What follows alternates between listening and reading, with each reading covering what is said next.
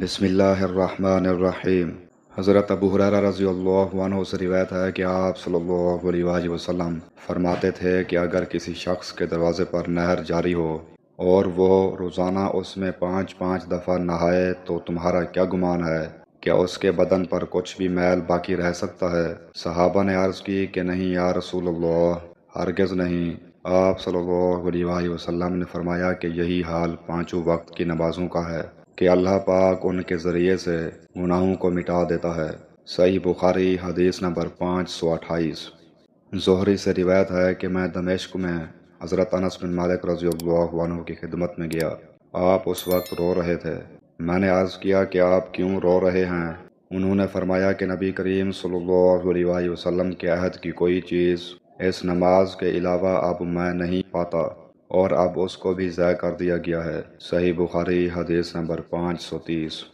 حضرت انس بن مالک رضی اللہ عنہ سے روایت ہے کہ ان حضور صلی اللہ علیہ وآلہ وسلم نے فرمایا کہ سجدہ کرنے میں اعتدال رکھو، سیدھی طرح پر کرو، اور کوئی شخص تم میں سے اپنے بازوں کو کتے کی طرح نہ پھیلائے۔ جب کسی کو تھوکنا ہی ہو تو سامنے یا دہنی طرف نہ تھوکے، کیونکہ وہ نماز میں اپنے رب سے پوشیدہ باتیں کرتا رہتا ہے۔ اور سعید نے قتادہ رضی اللہ عنہ سے روایت کر کے بیان کیا کہ آگے یا سامنے نہ تھوکے، البتہ بائیں طرف پاؤں کے نیچے تھوک سکتا ہے۔ اور شعبہ نے کہا کہ اپنے سامنے اور دائیں جانب نہ تھوکے، بلکہ بائیں طرف یا پاؤں کے نیچے تھوک سکتا ہے۔ اور حمید نے انس بن مالک رضی اللہ عنہ سے، وہ نبی صلی اللہ علیہ وآلہ وسلم سے روایت کرتے ہیں کہ قبلے کی طرف نہ تھوکے اور نہ دائیں طرف، البتہ بائیں طرف یا پاؤں کے نیچے تھوک سکتا ہے۔ صحیح بخاری حدیث نمبر 532۔